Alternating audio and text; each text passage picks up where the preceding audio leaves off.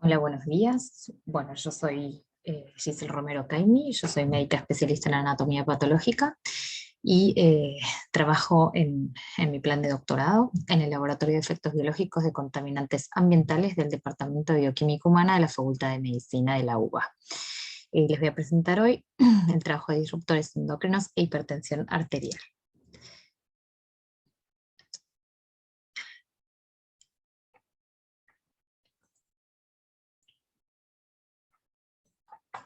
Como primera medida, lo que vamos a hacer es definir la hipertensión arterial como el aumento sostenido por encima de los valores normales consensuados, que son de 140 a 90 milímetros de mercurio. Se le considera como una enfermedad por sí misma, como expresión de otra patología o como un factor de riesgo para el desarrollo de otras patologías, principalmente cardiovasculares.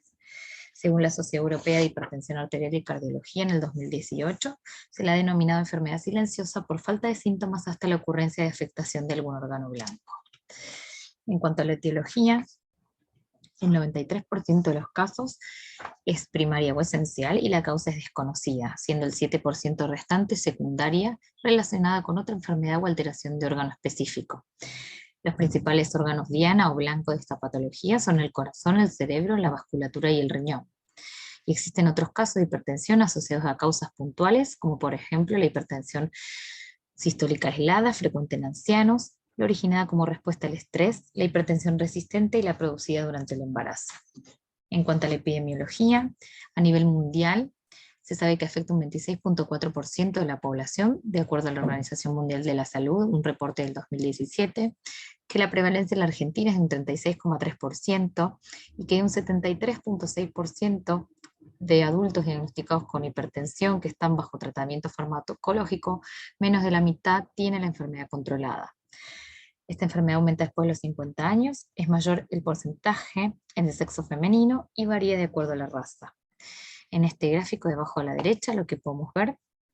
es que mundialmente 1 de cada 3 adultos sufre de hipertensión, 1 de cada 3 adultos desconoce su enfermedad y 1 de cada 3 adultos que están medicados para controlar la hipertensión arterial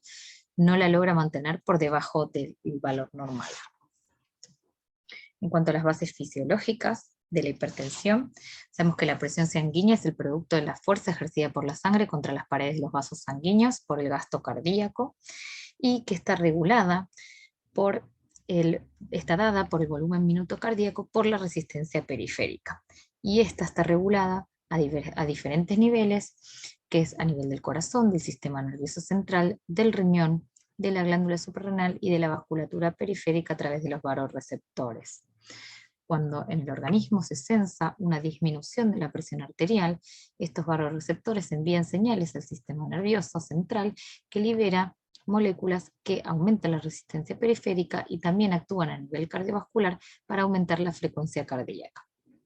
Por otro lado, el riñón sensa la baja de tensión arterial y lo que hace es activar el sistema renina-angiotensina-aldosterona liberando angiotensina de tipo 1, esta teniendo su efecto a nivel de la vasculatura periférica y también a nivel de la glándula suprarrenal, que lo que hace es liberar aldosterona, y esta aldosterona lo que hace tiene efecto en la retención de sales y agua, que lo que hacen es un efecto de aumento del volumen sanguíneo, aumentando el volumen sistólico, por lo tanto aumentando el volumen minuto cardíaco y como consecuencia la presión arterial. Es bien conocida la relación entre el sistema cardiovascular y los contaminantes ambientales. Entre los contaminantes ambientales existen los compuestos orgánicos persistentes que pueden tener vías de ingreso a través de la ingestión o más frecuentemente por inhalación. Cuando se inhalan estos compuestos, lo que hacen es depositarse, generar inflamación, estimular mediadores de inflamación. Estos compuestos llegan por sangre hacia el hígado donde son metabolizados y se biotransforman. Incluso los metabolitos generados pueden ser más nocivos que los compuestos iniciales, y a nivel del corazón o a nivel del sistema cardiovascular lo que se vio que generan es inflamación a nivel de las arterias, provocan arritmias, provocan alteración de los impulsos y alteración de la contractilidad, entre otras alteraciones. Muchos estudios demuestran la relación entre el sistema cardiovascular y la contaminación ambiental, como por ejemplo este estudio del 2018 evaluaron una población de 2.080 adultos, en los cuales el 72% presentaban hipertensión arterial, y esto se correlacionaba con trazas en sueros de 2 ppb. Luego otro estudio evaluó por 12 años una población que reveló una correlación entre el porcentaje de PCBs presentes en la dieta y los eventos de infartos de miocardio. Por otro lado, dentro de los hidrocarburos polihalogenados se encuentra la tetracloridibenzodioxina o TCDD, que es uno de los más tóxicos, y este grupo de Walker y colaboradores demostró un aumento de la presión arterial y alteración funcional vascular en un modelo in vivo, intoxicado con TCDD. Numerosos estudios también demuestran asociaciones entre la alteración del sistema cardiovascular y la presencia de contaminantes ambientales en diferentes modelos biológicos. En cuanto a los mecanismos descriptos, se describen diferentes mecanismos. En este grupo demostraron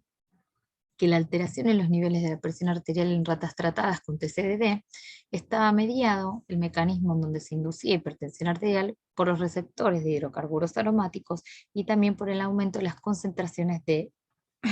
la enzima generadora de óxido nítrico. En el 2008 se demostró una relación entre la hipertensión arterial, hipertrofia cardíaca y niveles de TCDD en modelos in vivo e in vitro, y este mecanismo estaría mediado por los superóxidos. En el 2014, el grupo de Johansen y colaboradores demostraron un aumento de la presión arterial con alteraciones renales funcionales y mayor síntesis de angiotensina 1, medida en suero de ratas expuestas a PCB, y en el 2012, trabajos de Urgel y colaboradores demostraron un incremento en la liberación de TGF-beta1 por células endoteliales, los cuales favorecerían la vasoconstricción a nivel de las células musculares lisas vasculares. Dentro de los hidrocarburos aromáticos polihalogenados se encuentra el hexaclorobenceno o HCB, que es un contaminante ambiental ampliamente distribuido. Se prohibió su utilización como pesticida en el año 2000, pero se lo encuentra actualmente en agua y tierra como subproducto de otros compuestos. Se lo considera un compuesto de tipo dioxina por compartir sus efectos biológicos con estos compuestos. Se bioacumula en la cadena trófica, es considerado neurotóxico, inmunotóxico y hepatotóxico, y también como disruptor endocrino, y altera la homeostasis de las hormonas tiroides. Se han realizado trabajos del efecto del hexaclorobenceno en el sistema cardiovascular, como por ejemplo este trabajo de 1986 que comenzó demostrando que en ratas había alteraciones en el tamaño y peso del corazón. Luego en el 2002 este grupo de trabajo demostró el incremento de la presión arterial y de la pared del ventrículo izquierdo asociados a un aumento de la expresión de receptores de estrógeno alfa en ratas tratadas con HCB. Estudios en modelos in vivo en ratas también demostraron vasculitis sistémica en ratas tratadas con HCB. Otras investigaciones demostraron que el HCB aumentó la pared ventricular y remodelamiento del mismo, mediado por citoquinas proinflamatorias, y en el 2015 se vio que había una correlación positiva entre los compuestos orgánicos persistentes en el tejido adiposo, entre ellos el HCB y el aumento de la presión sanguínea en una población de granada expuesta. Por todo esto, nuestro grupo de trabajo empezó a estudiar el efecto del hexaclorobenceno en relación a la hipertensión en un modelo de rata. Y demostramos que la administración crónica del HCV aumenta la presión arterial y altera parámetros cardiovasculares, y que las moléculas involucradas serían el TGF-beta1, el receptor de angiotensina 1, el receptor alfa de estrógeno, la enzima dadora de óxido nítrico vascular y la enzima de iodinasa 2. Nuestro modelo de estudio se basó en la administración de hexaclorobenceno en dosis de 5 o 500 miligramos kilo día por sonda gástrica durante 45 días, 3 veces por semana, a las ratas, a las cuales se les midió la presión 3 veces por semana con este dispositivo en donde se midió la presión a nivel de la arteria caudal. Esta presión arterial se midió por triplicado y se registró. Entonces lo que pudimos observar como resultado es que a partir de los 35 días con las dosis mayores de intoxicación se observó un aumento significativo de la presión sistólica que se mantuvo hasta los 45 días de intoxicación, por lo cual vimos que había un aumento de presión arterial con las dosis máxima de intoxicación en nuestro modelo. Por otro lado, como sabemos que la remodelación vascular influye en el incremento de la resistencia periférica y por lo tanto esto influiría en la presión arterial, realizamos un análisis morfohistológico de las aortas de las ratas tratadas y lo que vimos es que en aquel grupo que estaba tratado con HCV de 500 miligramos kilo día, había un aumento en el espesor de la pared de la aorta. Aquí vemos en el histograma cómo se ve que este aumento del espesor fue significativo respecto de los controles. A su vez evaluamos el estudio morfológico evaluando el área ventricular izquierda, donde no vimos diferencias significativas respecto de los controles, y a su vez evaluamos parámetros funcionales renales midiendo creatinina a nivel del suero, y vimos que si bien en las ratas tratadas con 5 miligramos kilo día podía marcar una tendencia, esto no fue significativo, por lo cual no veíamos alteraciones funcionales renales. Entonces con esto lo único que pudimos ver es que había un aumento en el espesor de la pared parietal con las dosis máximas de intoxicación. Entonces, al ver esta alteración a nivel vascular, decidimos realizar un análisis funcional de las arterias en cuanto a la contractilidad y a la relajación. Nosotros sabemos que los impulsos a nivel del sistema nervioso central liberan neurotransmisores como la norepinefrina, que lo que generan es una cascada que lo que termina como consecuencia es la contracción a nivel muscular. Entonces lo que hicimos fue seccionar anillos de la arteria aorta que se dispusieron en este artefacto graficado aquí en el dibujo del medio. Estos anillos se sometieron a un medio controlado, oxigenado. Se evaluó primero la indemnidad del endotelio, dándole un pulso de cloruro de potasio, viendo aquí el pico que realizaban y luego volvían al nivel basal, evidenciando la indemnidad del endotelio, y luego fueron sometidas a dosis crecientes de norepinefrina, y estos anillos estaban sostenidos en 2 puntos, en donde mantenían el diámetro arterial y conectados con 2 electrodos que registraban los movimientos arteriales, tanto de contracción como de relajación. Entonces lo que podemos ver, como vemos en este gráfico de abajo a la derecha, es que tanto con las dosis menores como con las mayores de intoxicación con HCV, había una menor contractilidad de estas arterias. Y a su vez pudimos ver que había una disminución del S50 de la norepinefrina en las 2 dosis, pero mayor aún en el HCV 500 miligramos por kilo. Por lo tanto, había una disminución de la contractilidad. Yendo al análisis funcional en cuanto a la relajación, con el mismo dispositivo utilizado, lo que se hizo fue someter a las arterias a dosis crecientes de acetilcolina. Y lo que se puede observar, como vemos el gráfico de abajo hacia la izquierda, que veíamos una menor relajación en las arterias tratadas con las 2 dosis de HCV. Con la sospecha de que el hexaclorobenceno estaría mediando este efecto por su alteración a nivel de las células endoteliales, lo que hicimos fue agregar a este sistema un nitroprusiato, que funciona como donante de óxido nítrico, con lo cual estaríamos bypassando el efecto del endotelio sobre las células musculares lisas. Y lo que podemos ver es que esta curva de relajación de los grupos intoxicados con las 2 dosis se iguala a los niveles del control. Por lo cual la conclusión es que la disminución de la relajación que observábamos estaba siendo dependiente del endotelio. Por otro lado, lo que evaluamos fue la funcionalidad cardíaca, y lo que vemos aquí graficado es la economía, que se mide como la fuerza que puede hacer el corazón de acuerdo al estado metabólico en el que se encuentra. Entonces lo que vemos acá es que aquellos corazones tratados con hexaclorobenceno estarían más preparados que los corazones control que vemos en negro para manejar algunas desregulaciones que se puedan presentar, como por ejemplo aquí graficado como la isquemia. ¿Sí? Estos 2 grupos que vemos acá son tratados también con losartán, pero que por cuestiones de tiempo no mostraremos en esta presentación. Entonces ya sabemos que existen mecanismos fisiológicos de contracción y relajación que en el corazón y en las arterias van a depender para la contracción del sistema actina-miosina, mediados por la apertura de los canales de calcio, y que a nivel de las arterias también cobra mucha importancia la vía del óxido nítrico regulada a través de la enzima ENOS en las células endoteliales, que liberan el óxido nítrico actuando sobre las células musculares lisas. Por todo esto nos propusimos estudiar las moléculas involucradas en las alteraciones funcionales generadas por el HCV, y teniendo en cuenta que la molécula responsable de la contracción vascular es la angiotensina 1, evaluamos los receptores de la misma, los receptores AT1. Realizamos un estudio con técnicas de Western blot, en donde lo que pudimos ver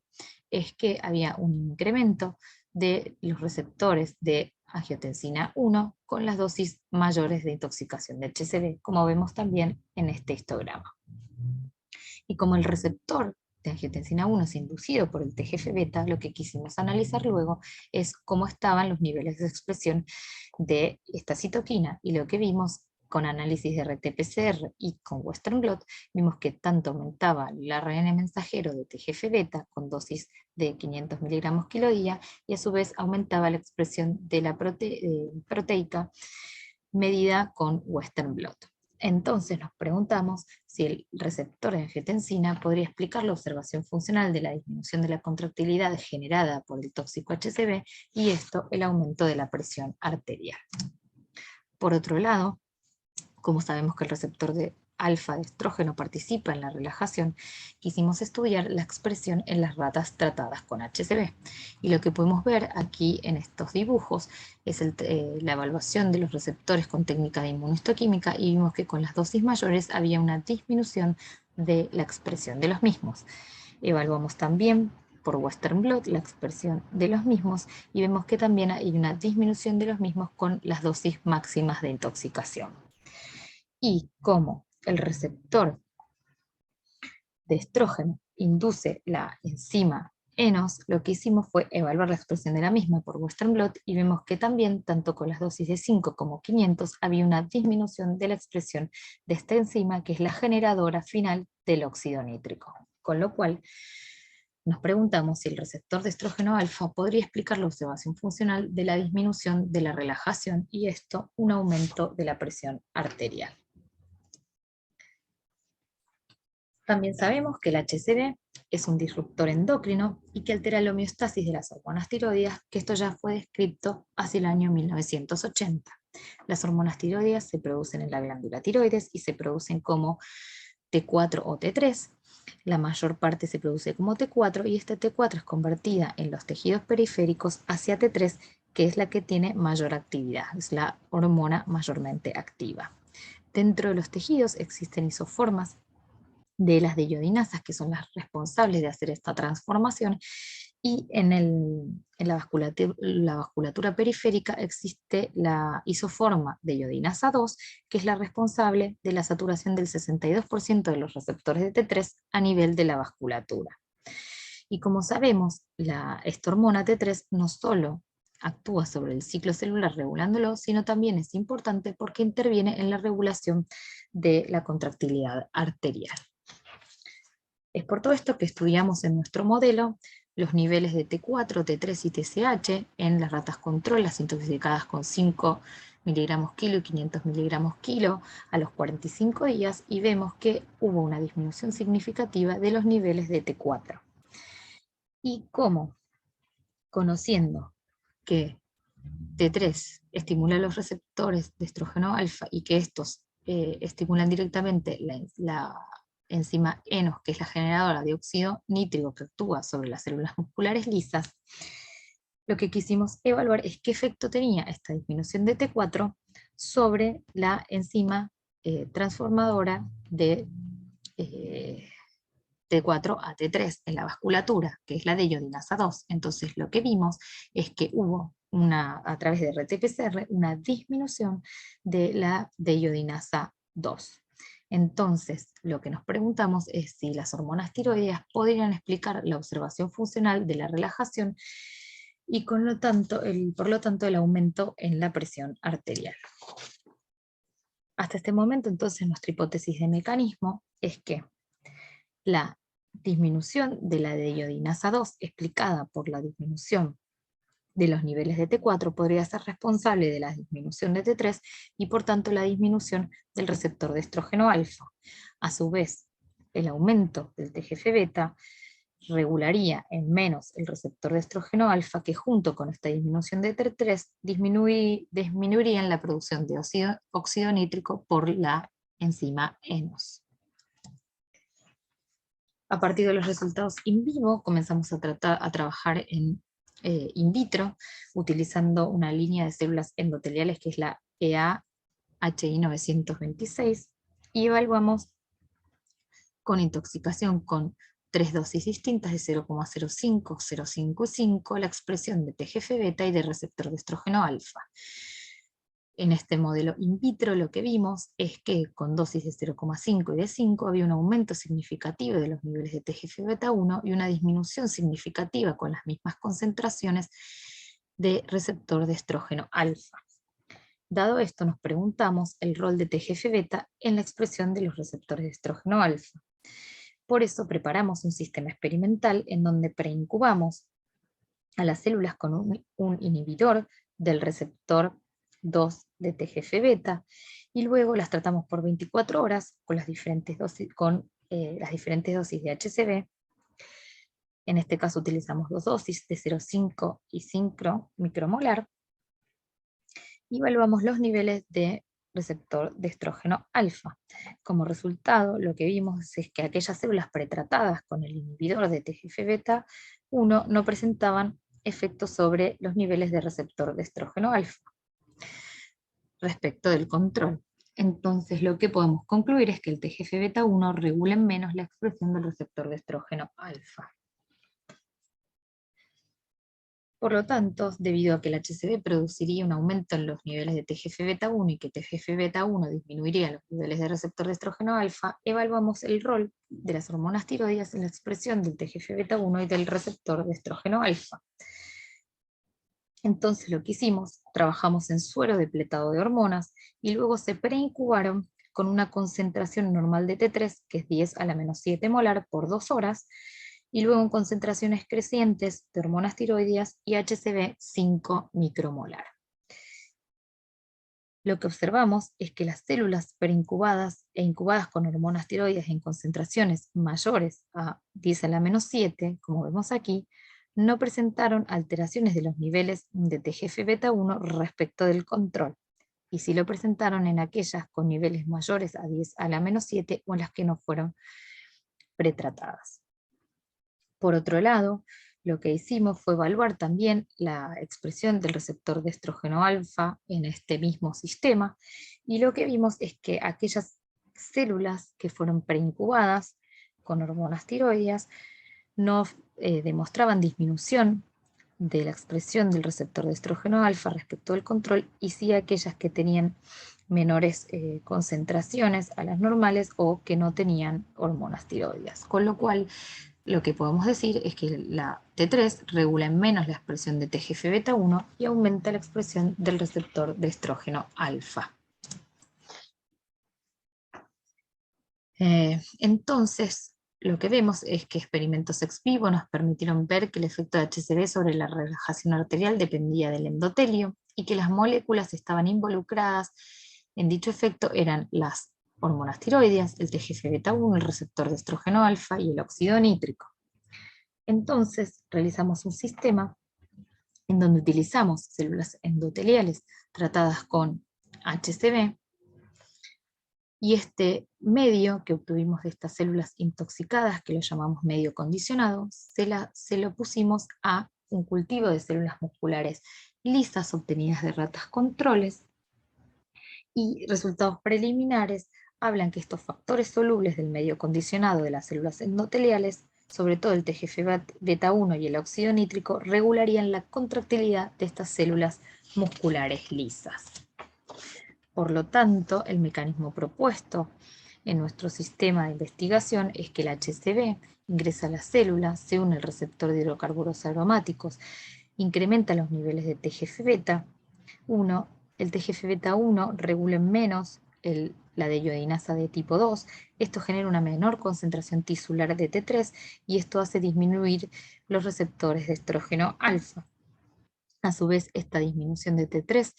aumenta los niveles de TGF-beta 1, haciendo perdurar este loop que he descrito previamente, y sabemos que la disminución de los receptores de estrógeno alfa crean un desbalance entre la contracción y la relajación en las células musculares lisas. Muchas gracias.